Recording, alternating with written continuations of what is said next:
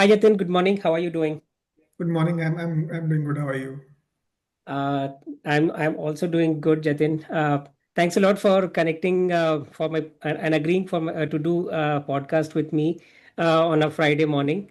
I wanted to talk to you for a long time, and I know that we connected a couple of times earlier, and we were just trying to connect to think through the different kind of domain problems that exist in, say, retail CPG sector, the domain of supply chain management as a whole. I mean, what I see is, I mean, I was just going through your LinkedIn profile.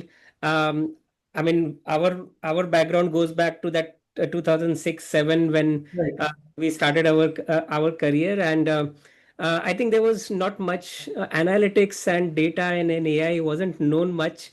I think everywhere we had Oracle and SAP. I think these were Right. the two titans who were there, and when we came out of our college, it was like, okay, you either get into Oracle or SAP, or there were like some IBM who used to come to campus for, say, for some development profiles. I got into Oracle when I started my career with Oracle, and I think that was my first experience, hands-on experience with all the ERP data which Oracle was known for. And I think something similar happened with you at SAP, Right. or working in SAP. And I see you that you actually started with an SAP Materials Management, right? That's what you used to call it, So consultant. honestly, when I joined my first company, or technically the second company, because the first company was a 2 months of a period. So when I Yeah. joined the company, I onboarded as a .NET developer. So Hmm. after 6 to 8 months, I got an opportunity that okay, there is an opening in SAP MM. So would Hmm. you like to join? The SAP MM lead is looking for a assistant to Right. assist or extra hands to help him out. So that's Right. where I got an opportunity to move into SAP. And as you Right. rightly said, in that era, the parents used to say either you get into Infosys TCS so that you get an abroad, what Yeah. profile doesn't matter, or you get into SAP or Oracle. These are the buzzwords. And at that time, Siemens used to charge around 3 lakh for SAP training.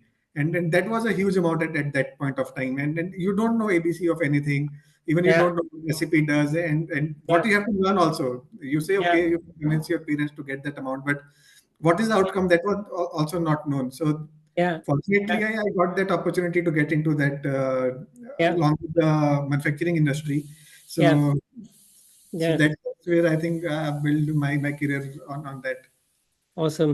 So, and no, actually, primarily, what happens is that at on those times, we barely had any idea. Like, okay, there is something, there is some opportunity. You are a fresh new engineer. You Right. want to do the job which is there in front of you, and we got an opportunity to learn the domain bottoms up. I mean, we went from the data. I remember I had to write SQL queries in those tables, and there were like lots and lots of tables. There used to be these front end screens of, say, either PLM, Oracle HCM, or there used to be Siebel. I remember a CRM product which Oracle had acquired. PeopleSoft, which was an HRM product Oracle had acquired. And still, I mean, I know my friends who are well settled. I mean, they are well. I mean, they're having a very peaceful life, being now very sort of principal and top consultants in Oracle. They are still group trotting, and they say our jobs are safe. We are not getting displaced by AI for any reason, because these systems, the kind of domain understanding, which is the rich domain understanding which is there in these systems, I mean, no Fortune 500 would like to get away with that. I mean, it's whatever AI or analytics you bring in, I think that system is very, very well established. What are your thoughts on that, Jatin? No, you rightly said that these jobs are not going anywhere on this ERP and all, but things have changed. So Mm, earlier we used to refer, say when I joined, so there were two ways for me to learn. Either I poke my manager, okay, understand, make me understand, or I pull up my sleeves and go to the floor and talk to the yeah, users who are actually using. Because yeah, then you know the context, like if someone is a purchaser, he's doing his job until you talk to him, okay, from an ERP perspective, you're creating a purchase order document. But why is he creating? What is the background? What all features he's looking for? His primary job is not to create purchase order. His primary job is to ensure that the procurement process works. Right. TO is just a helping it. The ERP is just a helping it. So you get that perspective when you work along with the business and not for the business. So when Very you much. sit along with that guy who is doing the job and he uses your computer as a 2 minute aid, but you have to do it for 8 hours, you get Yeah. that perspective that okay, for him that ERP is just a 2 minutes or a 10 minutes job. His Yeah. core job is something else, and Right. these are just aids. And Right. now with AI and everything coming up, ERP is going to stay, but the ways have little bit more say changed, or the expectation have increased from the Hmm. ERP systems. Like uh, Hmm. I remember earlier there was days, okay, you do a inventory aging at the month end and all, but now Hmm. you don't have time for those things, and you don't have a say appetite to do all those things at a month end or a quarterly things. So Right. everything will be on spot on time. Right. Right. Right. Uh, that's a this is a very valuable point, Jatin, you have made. If I go back, if I go down the memory lane a bit, and I see your career progressing, you took the path of the sort of the consulting path we I mean, here in India we started with the tech consulting, and then we kind of understand the business processes grounds up, and as we understand more and more business processes, we start getting into more and more client facing role, where we kind of start being the sort of requirement gatherer, being the person who can talk in business language, which is so difficult and rare today, where with everybody saying that we can build the tech, we can build the tech, but the industry is facing serious shortage of people with good domain workflows understanding. And somebody coming in from some a seasoned professional from SAP, or a or an Oracle consultant, would have at best worked on 2 to 3 business workflows for sure, whether it is order to cash, or whether it is a product lifecycle management or or whatnot. And that value is something which is now being felt, because now everybody is saying that okay, now data has been the oil, and now with AI coming in, you need to have right data at right place. You need to have the right business understanding. If you have the right business understanding, you can design the right workflows, or so-called agents. Right. Right. So I would like to, and this path people have taken, but it's not talked a lot. I mean, people who are say Gen AI engineers, or maybe say some deep learning engineers. There's a lot of talk in the market, but this is like solid consultants who are solving, doing dirty jobs, solving business problems day in and day out, but not being unheard of. And I wanted to kind of use this opportunity to um, carve out this career path for people through your experience. If you could share how it evolved, how we all start as techies, we all take pride in that. Okay, I'm a developer, but over time we get the maturity, and we kind of get to understand that okay, a developer is no one without a business problem to solve. If Right. the Right. customer is getting Mhm. an improvement in margin, or reduction in cost, or like improvement in efficiency, you're getting your bills paid. Otherwise, sorry. So we get this reality very late, but Right. it's a very valuable insight which I would like to know from you, based on your, if you could walk us down memory lane, and kind of talk about how you evolved, and how from tech to business, how it worked out. See, as I said, I joined as a .NET developer, and when the first opportunity came for an SAP MM consultant, I just grabbed it because SAP Yeah. was something that okay, you get into SAP, your life is sorted. Yeah. You will go on site, you will have money and all. Yes. To be Yes. very frank, because we all have aspirations, right? Very Uh, much. and when it evolved, so as I was saying that I just went ahead, sat with the business, the guys who were Mm. doing from a gate entry, because in supply chain, you have to monitor Yeah. each and every transaction of where your goods are lying, how your Mm. goods are moving from point A to point B, what all are the transactions. So starting from the gate to the purchase order to the goods issuing. So I sat with each and every person day in, day out to understand what they are doing, how they Mm. want to improve their life, or how I can improve their life because they are doing their job from past decades. They can identify the material by look of the box or look of the color, but Right. how does it relate when it comes to the tech? Because we being the techie and the new generation, we have Right. to bridge that gap. That okay, the person knows that if it's a blue box, it has a X material in it. But how Right. do it translates into an SAP so that within the fraction SAP also translate that okay, this is this kind of a box and it has to get Yeah. into that storage location and that warehouse. So that Yeah. insights you get when you work along with the business, where Mm. you see, okay, these are the things that works. And Mm.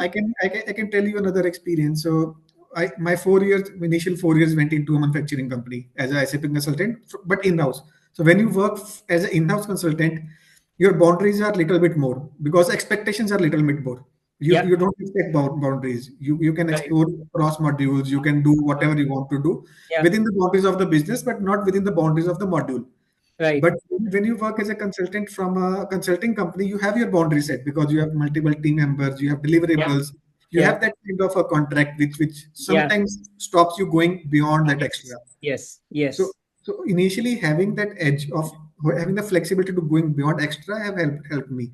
And Hmm. that's where it opened the horizons also that okay, we can do these things like this also. Hmm. Like I was telling, I was working for a FMCG company. Hmm. Uh, Again, not an implementation project, but a long-term L2, L3 kind of improvement projects, small improvement projects, how we can improve their business from a day to day. And we came across a very important or a very challenging situation where, uh, like we all know, for business, there are two key things: time and money. You can name it like anything, be it inventory, be it anything, but the crux is these are two keywords: time and money. So if you have control of your time and money, you have everything. Your business is up and running. You are profitable. So we faced a very typical solution that the trucks which were getting loaded at the warehouse were not getting loaded at the right time. So by the time the trucks were getting loaded, you reach 11 o'clock, and after 11, most of the cities don't allow the trucks to get into it. Hmm. So your trucks are stopped at the outside of the city, and your deliveries get delayed by one day. So if it is delayed by one day, it won't come back on the same time. Then you can't load it again. So your whole cycle is spoiled. So we sat back with two different warehouses, and both have a different way of working. So in supply chain warehouse management, there are concepts of picking. Like when you pick materials from your warehouse, there are ways how you do it. So there is a concept called weave picking. You club multiple materials together. You go with your lean lift and all machineries, pick those materials together, or you do sequentially. So Hmm. there are two ways of it. So we sat with around eight different warehouses. You won't believe eight warehouses have 50-50. Four were going week pick, four were doing this sequential. And we Hmm. were scratching our head, okay, what is the right way to do? Where we can invest our time and to do improve the efficiency, right? Because we want the trucks to leave by 10 so that they can cross the octave by 11 and reach the customer. But the first problem is every warehouse has a different way of working. So what is right, what is wrong? Then we said we discussed, we did some improvements parallelly on both things. We said let's start, and then we realized that it's not only the technology that helps, but it's also the way of human working. So that we also have to consider. So Hmm. had we pushed everyone to one way of working, they would have crashed. Correct. So we parallelly did on both the warehouses, on both the mechanisms, and at that time our thought was okay, let's not disturb the business. Let's do with both of them, and whatever runs best, we'll ask everyone to implement the same. But you Hmm. won't believe both the ways when we did some technical enhancements, did some improvement, did some logics of how we can ensure that the pickings are from a far, not far, and from a quicker place near to the gate, and all those logics when we apply to both the mechanisms, the both showed same result. Hmm. Both showed that they were able to pick within the time 99.9%. So Hmm. then that thought came into our mind that okay, technology is just an enabler. You can't ask anyone to this is the right way, this is the wrong way. If both ways can work for two different warehouses, then we have to open that option, give it to the user that these are the two ways of working. You pick what you want to do, we'll deploy. So, so that kind of flexibility you get when you have that human behavior in it, and that is what is now is being asked from the AI. So as you are saying that AI is all the buzzword, but in business the buzzword of AI is agentic AI. That Yeah. what AI agents can do, how they Correct. can intervene in the transactions, not Hmm. after the transaction is done, Yeah. within the transaction. So when I'm punching a demand, what Yeah. agent can do? Can it trigger the forecast? Can it revise my planning horizon? So Yeah. that is what is the ask from the business AI right now. And that's where SAP, Oracle, all those big ERP systems are working towards to bring AI within each and every transaction so that you don't do things afterward. You Hmm. get insights upfront within the transactions. Hmm. Hmm. Hmm. I mean, this pretty interesting that uh, people had sort of written off Oracle, and you see the way Oracle has bounced back. Their stocks are Yeah, yeah, yeah. Hmm. That guy, Larry Ellison, is back as being number one richest guy in the world. Yeah, last year they've beaten SAP on the new sales and all. So their numbers are really going great. Yeah, So yeah. so in technology, it's not like that. You see, in our time, Java was a huge hit. Then Yeah, gradually there was a decay in Java. yeah. Python, no one used to do in our time in 2006, 2007. If you remember, Python was nowhere as a buzzword or even as a say technology to learn. But Mm, now with all these mobile apps and all light technology, mm. Python, Java, all have a game reason like anything. Yeah, yeah, I yeah. mean, that's what with technology, sticking to a technology has not helped anyone. You That's need to be stick to the business processes, what's going on, what business wants to do. Any mm. technology can deliver it. Very much, very much. So I take this opportunity, Jatin, to kind of learn a bit about the supply chain management domain. I mean, if you could give a very rapid fire a bird's eye view about the domain, because I know unless somebody does an MBA in India, knowing about a domain like supply chain management comes very alien. I mean, I know engineers who joined in consulting companies like Fractal or Tiger or Tridence or any of these analytics firms or even the GCCs. Engineers who are joining, they know that okay, I'm the engineer and I can hold on. Yeah.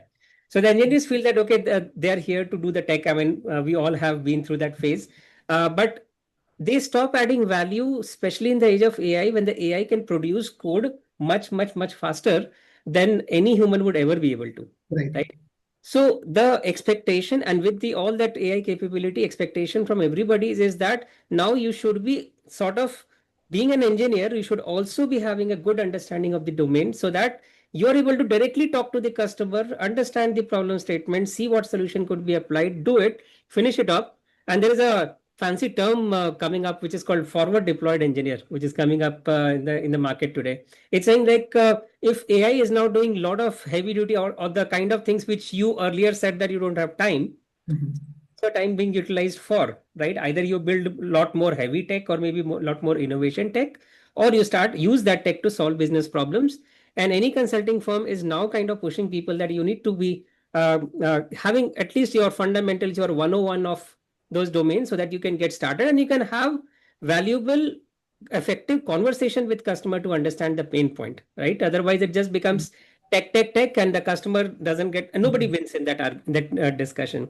So, just a thought like if you could give a sort of a quick masterclass about supply chain domain and how it has evolved from old ages when it used to be very simple, and as we say, it has become mind-bogglingly complex today. So, if you could give an account, Jatin. The supply chain, if you think from a human perspective or a layman perspective, it is very simple. You have your vendor who supplies your material, you have your transporter who sends you or ships your material. You either have a warehouse operator or you have a leased warehouse who manages your materials, and then you have a production plant. So, Right, it comprises of multiple entities, your supplier, your warehouse manager, or a third party 3PL. Now there are a lot of 3PL, even 4PLs are there who manage your inventory as well as your outbound shipments and all. So and then you're either you are into your own manufacturing or contract manufacturing. So these are three four key parties which are involved in a typical supply chain. And what whole supply chain earlier has evolved is like earlier in 2006 2007 when I joined. So there was a concept called vendor managed inventory. yeah, So like the vendor pays and you stores the inventory because you don't want that uncertainty, or you want a inventory threshold for next 30 40 days. And right, then the era come of just in time. So we all changed our master data that okay, why do we need to store inventory? Why need to block our cash piles? And then right, just in time era came. And now the era has came of resilience and collaboration. It's a kind of a circular supply chain which has evolved now. So you are more connected with your vendor, your supplier, and your supplier has visibility of your demand, like mm, what your customers are asking you to deliver. So yeah, that's now the supply chain has now evolved. So now it becomes very important that you have your correct partners who can grow with you and who can fulfill not your demand but the demand of your customers. So the mm, supply chain has gone a step beyond. yeah, Earlier, it was demand for me because I have to produce, but now I have linked what is the demand for my customer. I show that demand to my vendor, and all those have to match, and I have to do that collaboration so that my business grows, and along with my customer and my supplier, all grows. Because if there is a disbalance anywhere, I'm the middleman. I'll be the most who is impacted. So that's how the supply chain has evolved over a period of time. So you basically you are not winning by holding the information, you're winning by bringing the transparency. Sharing. Yeah. Information is available for everybody, and you share the risk through that. And as Right. I can recall my own, when I was doing my MBA around 2010-11, came along with this term of VMI, Vendor Managed Inventory. And idea was very simple, as you rightly said, that it will distribute the risks. That okay, you manage it. Here is the demand data. From this one, figure it out, and you manage the inventory, and we'll be sharing the earnings through that. Awesome. So how do you see the supply chain industry evolving with and also if you see with it was the traditional brick and mortar store now evolving to e-commerce and now evolving to quick commerce. So I think with the customers like me and you demanding things in 10 minutes, and then the same Jatin as consultant is figuring out that okay, how would that work? So This recalls to me in one of my discussion in a major FMCG, so around 8 years, 10 years back. So when predictive analysis came, the first term that in the analytics came was a predictive analysis. That okay, you are supplying bread, you are supplying jam and all, and how do you predict that whenever a customer is coming for picking a bread, he'll pick jam also?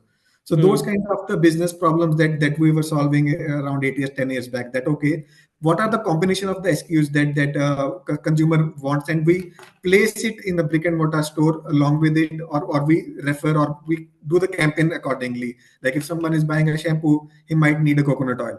So all those things were predictive analysis.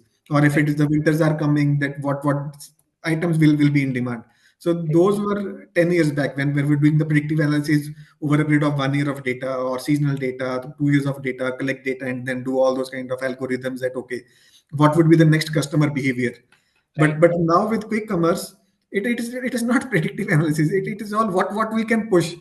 Yeah. It's all agentic. Like okay, like match is going on. Okay, then he'll need popcorn. He'll need quick things, Hmm. quick eatable things. So all those things you can't do it with a normal tech. You True. need your AI agents who can see what is going on beyond your business, because these things are all external factors. Hmm. So Hmm. even if you get data, last year if IPL, the PepsiCo sale was more, this year it may be some other drink, Hmm. because there has been buzzword on the health. Hmm. So if, Hmm. if you miss that there is a buzzword on the health, you won't have a healthy snacking category.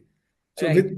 with this agentic AIs and business is ready to share data, although we share data, but in a masking format, but still a meaningful data so that you can get meaningful out of it. With Hmm. all these agentic agents, all these things have become a little bit, I'll say, from a business perspective, easy. From a tech perspective, difficult. Hmm. Because from a tech perspective, our horizon has increased. Hmm. Earlier, we used to depend on our shipping data, that what is our shipping data for that zone, and we do the analysis on it. But now we have to look beyond our data. That okay, Hmm. we have our data, but what is that is going on as a buzzword in the market, and from Hmm. where we can get that kind of insights. Hmm. Okay, there's a buzzword on health. There are people health cautious now. The sugar intake has reduced. The Yeah. weather has changed. If you remember this year, there's been a lot of rains. And in this range, if you predict there will be more sale of your ice cream, then you are at loss. Right. So all these things have evolved and changed, and that's where it's had become more complex to do the business, because people do stack this cold storage and all during the month of June. But if you see Punjab this time, it has been be hell in the rains, and there has been no sale for that. So Yeah. how you quickly adapt to that change? How you quickly route your shipments, which were routing to an area, but that area has been affected, and you route it to another area.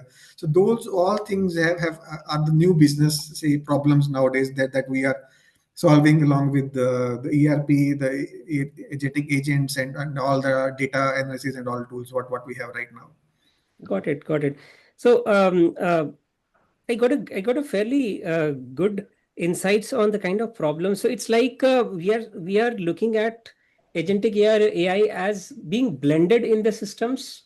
Right. rather than being looked at, okay, so generally, if you talk to anybody about AI, most of the times people will think about these chatbots, because that's what we are seeing day in and day out.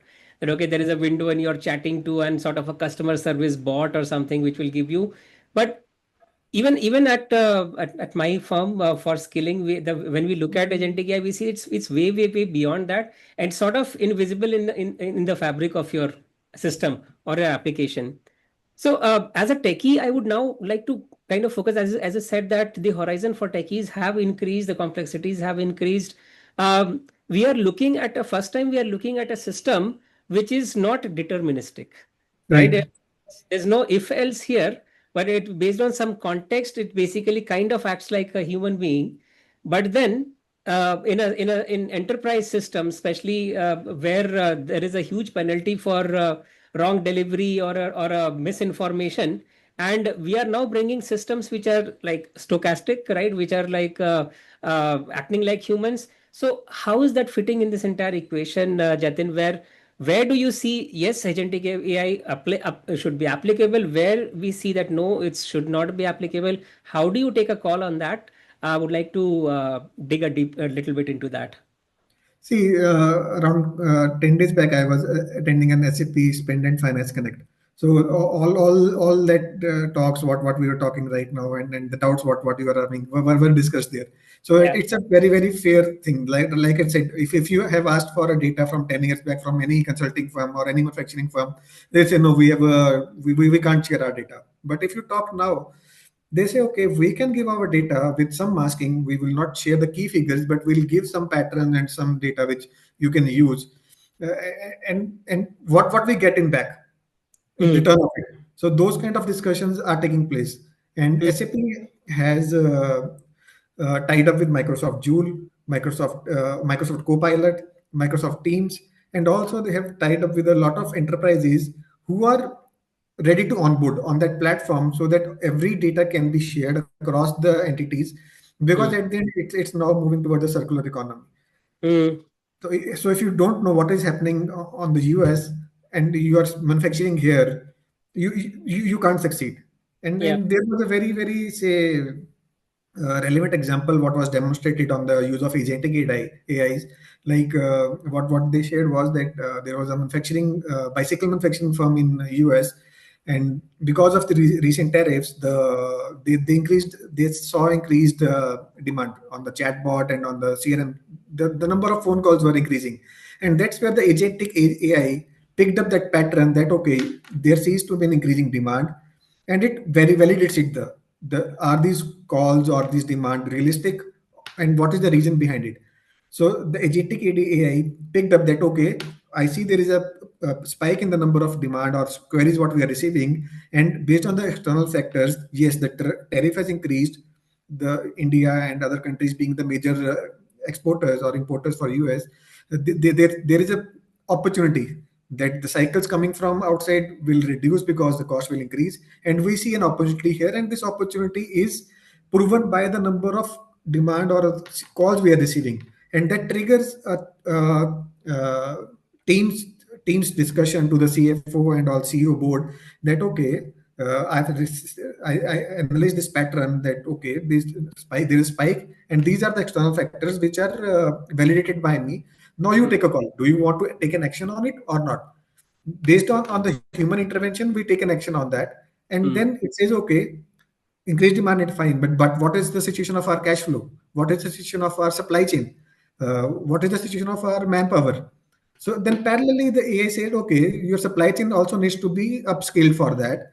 And then it gives, okay, you work with this kind of numbers and you increase your demand. You look for different vendors. If your vendor is not able to jump up with the demand, you increase your hiring. And then that all, they also can say that, okay, to increase your production, you need this kind of skill set. So then Yeah. that's where the agentic AI now comes into play that, okay, you just give him the directions that, okay, he gives you the trend, what is going on. He gives you within the transaction that, okay, I see these factors. Taking a call or taking an action is your thing. But earlier, what used to happen is you used to analyze the data and you need to think that, okay, what should I do for this data? But now things have changed. Agentic AI gives you that triggers that, okay, these are the triggers that you should take. So Right. decision making still remains with the human hands or human minds, but the time to take decisions and the factors to take decisions are really available upfront. So, Very much. so that's how business has changed and evolved, and that's where is also our challenge also, that okay, this is fine. We can trigger changes. We can validate with the external factors. But after this, because as we give more to the business, it's a human nature. Right. The ask increases. So so what next? Yeah. So, Very so, much. so that's another challenge, what we are facing. That okay, these agentic AIs are good. These use cases are very good because they can think beyond your imagination. Like Yeah. no one would have thought that Red Sea crisis would have extended for so long, and it Yeah. would have impacted your supply chains like anything. Yeah. But with the agentic AI, yes, if your shipment is not started and it sees a trigger on the Red Sea or something, Ukraine Russia kind of a war, even when you are sleeping, in the morning when you wake up, you get a message, okay, your shipments will be impacted. Talk to your vendor. Mm. Even I can send email to the vendor that okay, don't send it, or we need some other alternative ways, or I can talk to a different vendor and create an RFQ because the orders what you have placed coming from China will take now 8 weeks instead of 6 weeks. Yeah. But you can't wait for that. So all those things can happen when you are sleeping. That's correct. That's correct. So I think agentic AI has opened up new frontiers for sure. Right. But but nothing comes with a there's no silver bullet to solve a problem. So there would be equal challenges with it, and I mean there will always be a sort of a fear that what if it takes a decision on my behalf which is wrong? What if it is wrong? Because in the end, there is a layer, and I'll talk about myself that I'm trying to interact with my own systems, data, and a lot of things. Most of the times, I'm not looking at the data. I'm actually after initial trials, I looked at the data, looked fine. Now I'm mostly dependent upon that layer of AI and say that okay, so that's where say the whole idea of okay, how do I guardrail against those because there have been cases where AI took a decision, like there was a Canadian airline firm, it had to actually pay to the customers, and especially when it is B2B and supply chains, the penalties are extreme. They're really really heavy. So I think agentic AI is a technology which everybody's experimenting with, and I think every sector, every business, whether Fortune 500 or not, they're experimenting with it. And I think it is opening up newer and newer avenues where you can Right.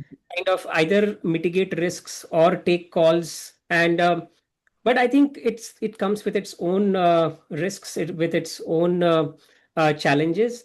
I would now like to hear some of the real ground realities on the challenges techies face, especially in a high risk and high regulated industries where Mhm. there are international shipments moving on, and with so much of geopolitical tension going on between different countries.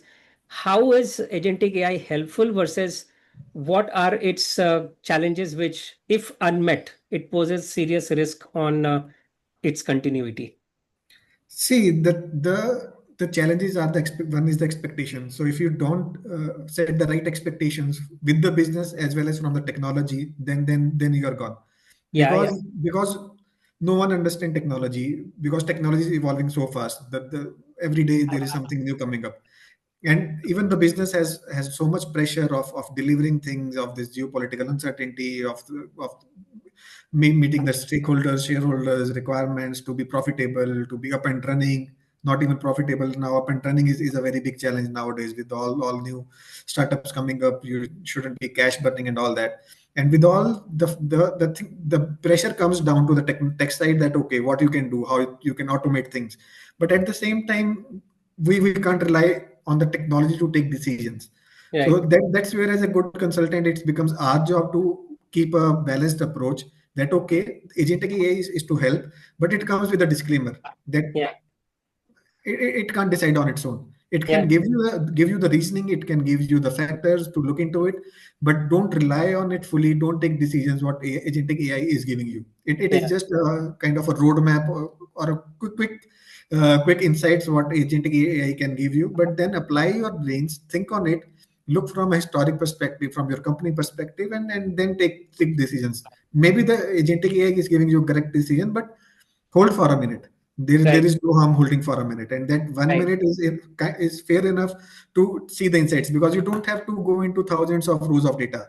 Right. The AI helps to give you the key figures upfront. So you just Right. have to look at the key figures, just pick up the call, talk to your supply chain guy or your production guy that, okay, these are the agentic AI given figures of the production.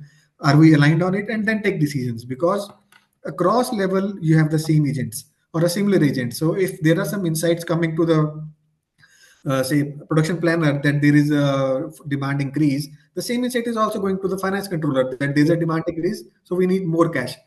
So if the same data is flowing across business, so it's the business call to rely on it and take actions accordingly. And Right. agentic AI helps that sanctions coming overnight. So all those data, if you build some validations within the document flow, it becomes very challenging because Mm. things change overnight.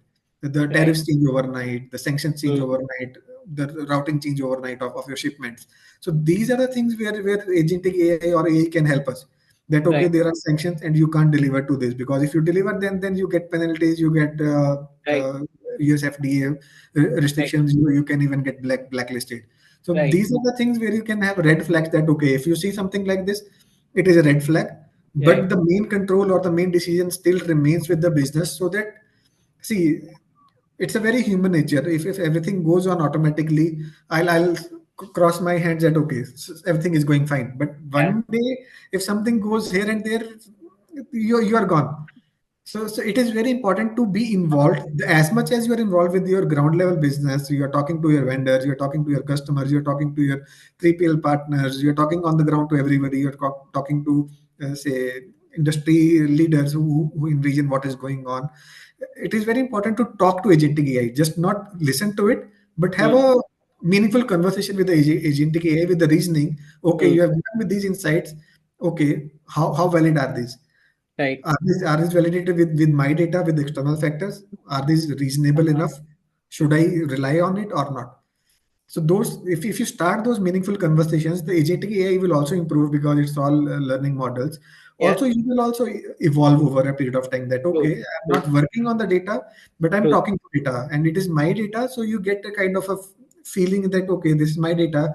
Instead of looking at piles of data, lakhs of records, I'm just looking at key figures in a Right. human way of working, and Right. I'm making decisions out of it. So if you True. think from that perspective, then it is a win-win for everyone. But if you think Very it much. as only a technology enabler, then Yeah. you are at a bigger risk, because Very the much. way the technology is evolving, you can't even imagine. True, true, true. But that's there, and you say right, like agentic AI. What I have experienced is it speeds up your time to decision by Right. doing the lot of, because see, most of the times you would always want that, okay, I have a question in my head and then I want to Almost. analyze it. Your request goes to your MIS team. They Exactly. maybe run a bunch of SQL. They'll come back to you, understand the requirement. There is translation loss happening there. Then they go back and say after a month you get a report after which it is irrelevant to you. Right. So that speed to decision is it is doing the or and it is also now kind of touching upon lot of data which earlier it was not feasible to mine. For example, all the unstructured data which Yeah. is lying around, the dark data, right? Mhm. Which earlier was, I mean, the lot of technologies brought in, but the way generative AI works is it kind of brings in all the kind of insights, so you have now access to a lot more frontiers. Even if you wanted to ask questions, the data was not there or was not supported. But now I think you can get into multidimensional investigation about the situation. And I think that's where again it differentiates somebody who understands domain versus somebody who doesn't. So now then it's like for everybody, it's like you up your game, right? And one, if you're okay, you say you're a techie, then build me a solution which leverages agentic AI, which means the dream product for every person, right? Right. Or like you be the consultant and you kind of be the domain person, or you figure it out that okay, with this system, how could we actually arrive to valuable business decisions, and also build systems where if I give a feedback as a human, that feedback is also captured and it adds to the context of Exactly. agentic AI, so that Exactly. Next time when it has to take the same decision, it has a lot more context than previous time. The all the say insights from the human with the human corrected its decisions. Everything is now part of that context, and with every new iteration, its decisions become better and better. Your confidence in it grows, and maybe at a time you say, okay, now let me hand it over this autonomous decision to this system because based on the decision for last X number of instances, it has not gone bad. Right. So I think it's the way we have been even looking at technology, or we have been coding, or we have been building solutions as techies. We also have. I mean, I see that I have to rewire myself into how do you work with this technology? How do you build systems around it? Yeah, exactly. So from a technology perspective, you have to open your mindset. So there is a fear that AI will take my jobs. It won't be able Yeah. to do the coding. But see, earlier when we started our career, we used to get search from SAP Help. SAP SCN was their community network, and then we had books, SAP press books, Google. But has those changed our jobs or Hmm. taken our jobs? No, they were just enable or they were just helping it to us. And you Yes. have to think of AI as you're helping it to Yeah. deliver better solutions, to deliver more complex business solutions. Because as I said, time and money are two very important things for a business. And with the evolving era, those have become more important with the quick commerce, and with all the geopolitics things. Time and money is everything. So if you can't deliver on time, you are gone. Very By the much. time your shipment receives anything, geopolitical tension happens, your material is stuck, but the customer is waiting for it. Then what will you do? So you Yeah. have to be prepared for all those kind of scenarios, and you have to think beyond your normal, say, business and technology processes. and Yeah. and that's where, as a technology, we have to be consultants. We have to be open minded. For supply chain, it is everything. For Hmm. business, it is everything. As I said, now my vendor has view of my demand. What is the demand? So if he sees a pump in my demand, before I think to talking to the vendor that, okay, will be you be able to meet, do you have the capacity, he has already planned. Okay, I see Yeah. your demand is increasing, I've planned for the capacity increase. Let's sit and talk about it. Are you okay with it? Yeah. So that way the business has evolved and changed, and that's where the technology and all those consultants like you and me have to go beyond our normal PRPOGR process to bring all those things as an ecosystem and give solutions to the business. Very much, very much, very much. It was a amazing insight, Jatin, to kind of understand that how um, it's like the expectation from everybody has increased. You see the same Right. Oracle, whose CEO is the world's richest person, is basically is throwing out people like anything, right?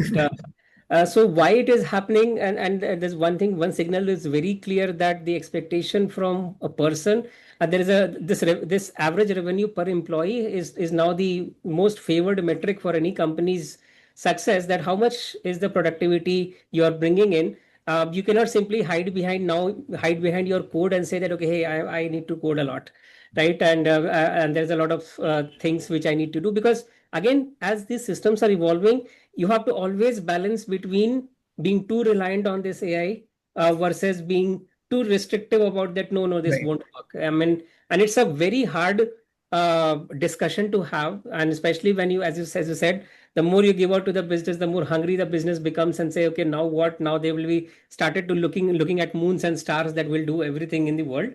But then how do you kind of bring them to the level? How do you still talk in business language and then kind of decrypt this or demystify this technology so that, okay, in the end, it's a technology.